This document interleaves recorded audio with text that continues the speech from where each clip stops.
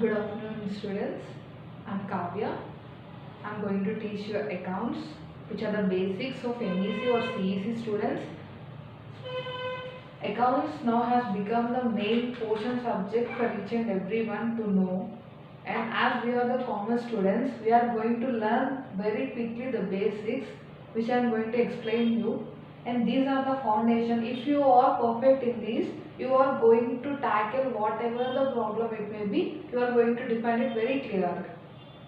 So students, we are now going to define the three basic concepts of which are the golden rules of accounting. There are nothing but three rules of accounting which should be followed to complete the accounts. There are three rules. Those three rules are personal account rules, real account and nominal account. The main theme of accounts is in a business organization or in a banking system, wherever it may be, if accounts is perfect, the organization is running perfect. The accounts indicates that whether the business is earning profit or loss. So as of we accountants, we should know the basics perfectly. What is the accounts? Accounts is nothing but there is a theme which should be followed, that is for every debit. For every debit, there should be equivalent of credit. For every debit, there should be a credit entry should be passed. Then only there will be the balance sheet will get tallied. So, to qualify these, we have to follow these three rules. Personal rule. Personal account rule means debit the receiver, credit the giver. And real account rule is debit what comes in, credit what goes out. Whereas in nominal account rule, debit all expenses and losses, credit all incomes and gains. If we know these three rules, we are going to tally the balance sheet very easily. In personal account rule, the person who receives, we will debit him. Who gives, we will credit him. For example, I am receiving. I am Kavya. I am receiving from Shekhar. Then I am the receiver. He is the person giver. Debit the receiver. Here, who I am the receiver. So my name will be get debited. Kavya debited. Credit the giver. Who is giving Mr. Shekhar? Kavya account debit to Shekhar account. How much amount? 5,000. 5,000. This is the example one of personal account rule. Means debit means he will get the receivers. Who is a person's name will get in the personal account. In real account and also in personal account we will also add representative personal account rules, that is such as outstanding salaries, expenses, outstanding expenses or prepaid expenses or bank accounts, such that we will add in personal account.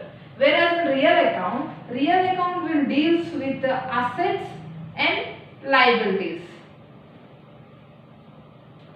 Asset will be debited, means our assets are increasing. Credit means liability. Liability means our expenses are increasing. Such that in real account rule, debit means asset, credit means liability.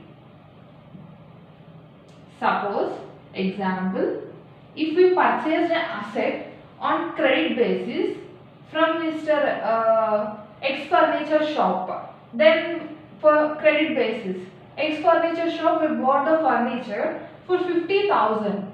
So furniture is an asset to us. So what we are going to debit is furniture.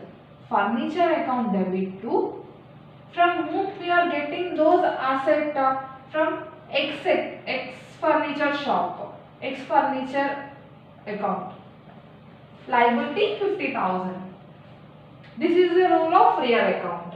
Whereas in case of nominal account, we will debit all expenses and losses, credit all incomes and gains. Suppose expenses. Example of expense.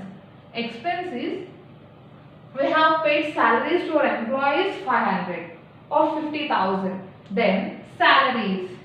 Salary account will be debited. Salary account debit to cash account. Because we are paying what is going from our pursuit cash. So salary account debit to cash account 50,000 amount. Whereas if income as expense we will debit it. If it is income we should credit it. Income means suppose for example we take as interest as income. Then cash account debit to interest account. These are examples. These three are the major and main rules which should be followed to validate accounts.